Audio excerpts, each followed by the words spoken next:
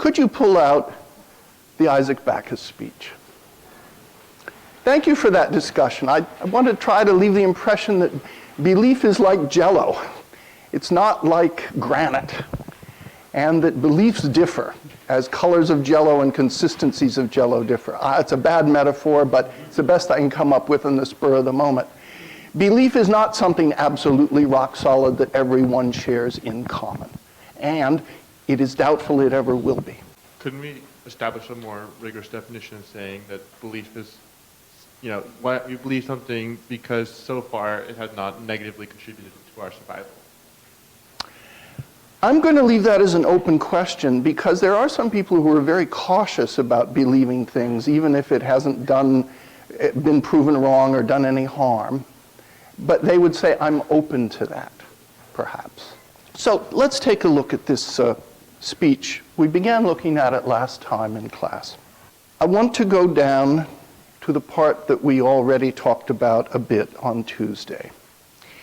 And that is Isaac Backus's argument that there should not be a religious test. Now, for those of you who haven't read this, take a moment and read it. And for those of you who have read it, let me ask you this question. If Isaac Backus were to walk into this room today, would you consider him a bigoted or biased person? Well, let me ask you a closer question based on the text. What does he seem to think about Roman Catholics? He calls a popery, or seems to equate it to a tyrannical form of worship.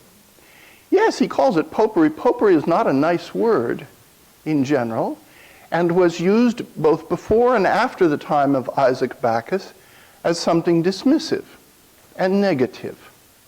So he seems not to be very favorable to the Roman Catholic religion at all. And he brings this up in an interesting context.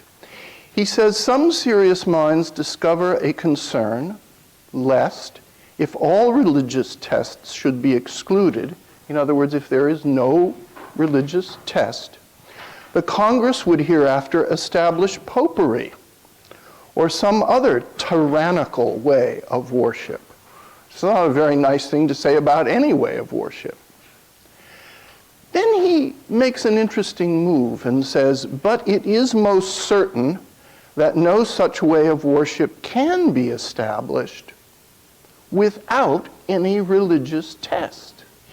In other words, even if you wanted to establish Roman Catholicism as a state religion, you couldn't do it without a religious test. So this argument has all of a sudden become quite subtle. He is not favorable to Roman Catholicism, but he still wants no religious test. Because if you have a religious test, what does that permit? Well, it could permit a Catholic state. What else could it permit? Protestant. It could permit a Protestant state. What else could it permit? Any sort of... It could permit any kind of religious state. So we come to the rather remarkable conclusion in this speech that Isaac Backus appears to be a Protestant of some sort. Fair enough. He doesn't like Catholics, it seems. But what is he willing to do? Someone else. What is he willing to do by saying there should be no religious test? Sacrifice, or another word for it? Compromise, another word for it? I'm not saying that's wrong. It is a compromise. Another word for it? Give up? Well, I'm not sure he's going to give up much of anything here. He's going to give up the idea of having a Protestant state, that's for sure. Even though he may think it more desirable, he's going to give that up. Commitment, yeah. All of those words I think work, but I would add one more. He is willing to tolerate. He is willing in a true sense to tolerate something which he himself is not favorable toward. And he's willing to tolerate that and any other form of religious test that would force people to establish one religion. So the conclusion of this remarkable introduction is that Isaac Backus is using, at first, as we saw on Tuesday, a religious argument to argue against a religious test, because he said all religion is between an individual conscience and that person's God. And then, furthermore, Backus is letting his cards fall that he and others are not particularly favorable to a certain religion, Roman Catholicism, but he's willing and in fact arguing to forego all religious tests, because religious tests of any kind lead to what? It's a word that you find several times in this speech. It's a key word. Tyranny. Yes, very good. Tyranny. They become tyrannous.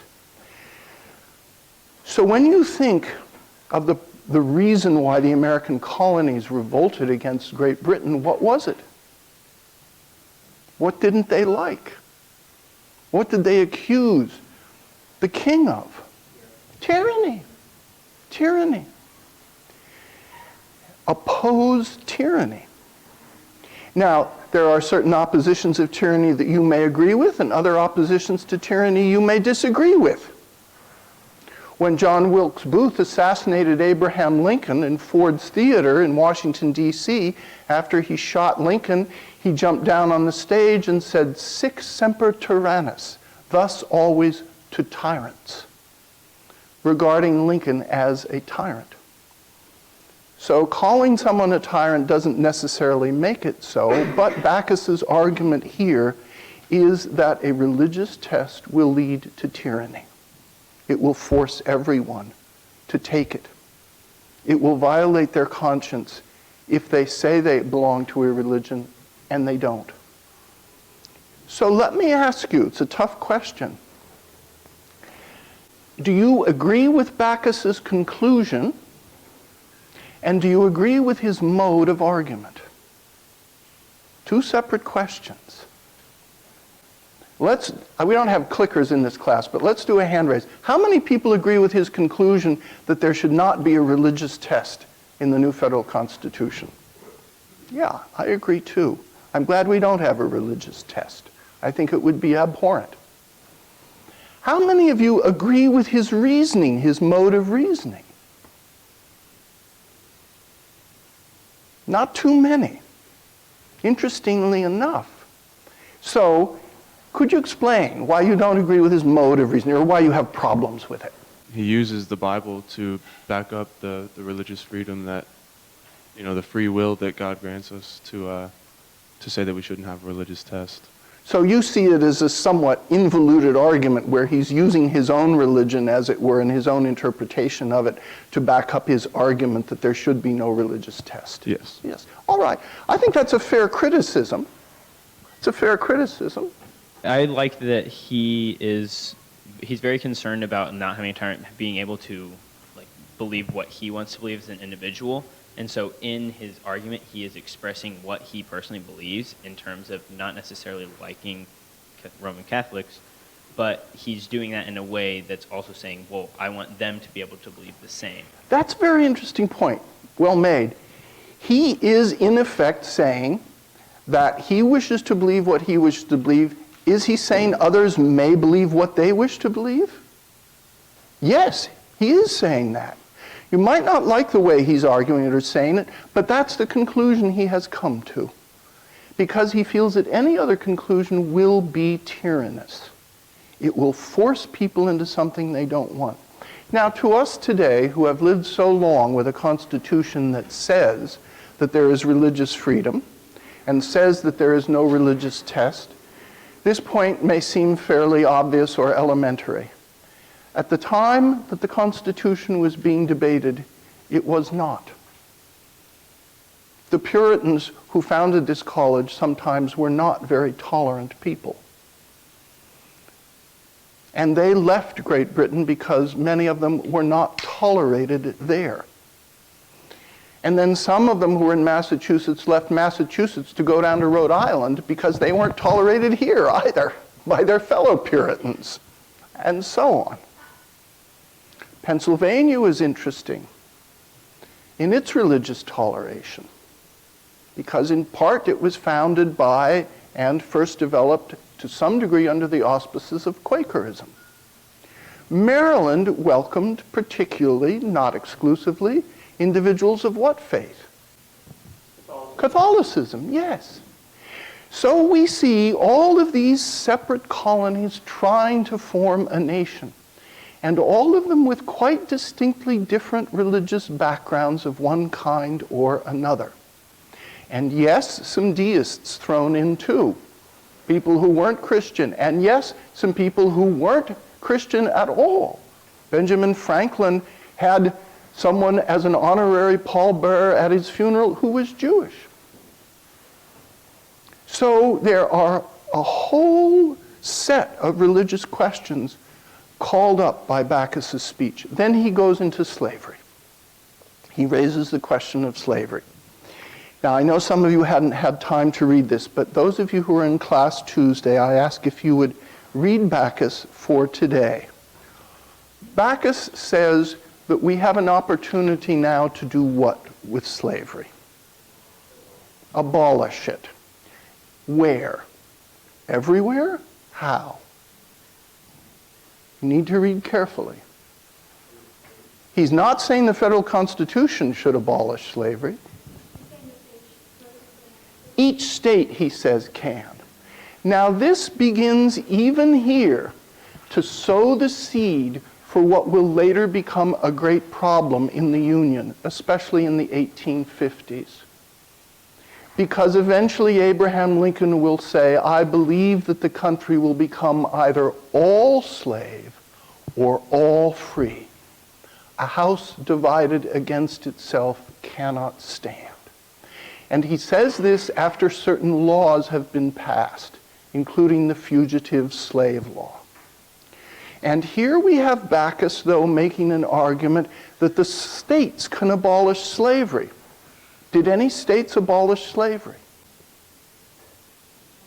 Yes, some states did. The Massachusetts Constitution was interpreted in the 1780s as having abolished slavery. First state to have done so, at least Massachusetts claimed so, with some very good reason. And the problem with the fugitive slave law later in the middle of the 19th century was that if there was an escaped slave brought to Massachusetts, what were you bound to do under federal law? Return that slave. In other words, that person, having reached Massachusetts, was not free, even though Massachusetts had outlawed slavery. So we see here Backus making an attempt to oppose slavery. Does he like slavery? No. He says it's abhorrent. Why doesn't he just say, look, let's get rid of it. Let's write it into the Constitution. Slavery is outlawed. Or as of 20 years from now, not only will the slave trade be outlawed, but slavery itself will be outlawed. Why doesn't he argue that? Why do you think he might not argue that? You're Isaac Backus, you're standing up, you're making this plea to approve the Constitution. It's just not an argument that he can win at that time. He may feel he can't win it. Why not? The Constitution would likely fail in the South if the Northern Lots of states would not likely ratify the Constitution. That's correct. So he has a palliative effort, which is to say, after 20 years, we can stop the slave trade. Now, let's get back to the question of belief. What was the belief among many people about slavery that would happen to slavery if you stopped the slave trade from Africa? What was the belief? Yes, that it would wither and die out. Was that belief correct? No, it's not only the cotton gin, it's a number of other factors. That's one of them. The cotton gin made certain forms of slavery more profitable, without a doubt. But if you are a person who owns enslaved people and you are told you can no longer import them from Africa, what will you do in treating your enslaved property, those people, what will you likely do? Force them to have children. Well, you might force them to have children, but you would certainly encourage them, perhaps, to have children. What else might you do? Be less abusive. Yes, be less abusive. Don't kill so many of them. And this is what happened both in this country and particularly in the British West Indies. That the absolutely abhorrent treatment which caused the deaths of many people who were enslaved was ameliorated somewhat in some areas. Because people who owned other people realized that if they were going to have the supply cut off, they would have to do better with what they had. Well, so it's a complicated situation. What did you make of Bäckus's rather long and religiously based argument about slavery and whether it was right or wrong? This occupies much of the speech. This is something hard perhaps for us to imagine. But in Bäkkus's day, people would have turned to scripture that they believed in as some kind of guide to whether slavery was permissible or not. And what does Bäkkus argue? He argues that, like, according to the Bible, they shouldn't be able to take, like, their land. Yes, and he also makes a division which many of us might not like between the Old and the New Testament, too. What is that division that he makes or that he implies? It's a claim he makes. It's a claim. If you look on page 933, about 7 or 8 lines down, he says, that covenant was expressly repealed in various parts of the New Testament, and particularly in the first epistle to the Corinthians. And then he quotes that, and after he quotes it, he says, thus the gospel sets all men upon a level, very contrary to the declaration of an honorable gentleman in this house, that the Bible was contrived for the advantage of a particular order of men. What do you make of that? What is he saying? This is important not just for rhetoric, but it's important really for history of the United States. The New Testament was a revision on the Old Testament, and one that sort of provide this idea of equality for all people rather than yes, just for a certain order. And the question remains open, is that true? Now, this opens one of the great debates in America in the 19th century. What does the Bible say about slavery? Can you quote passages that support slavery? Yes.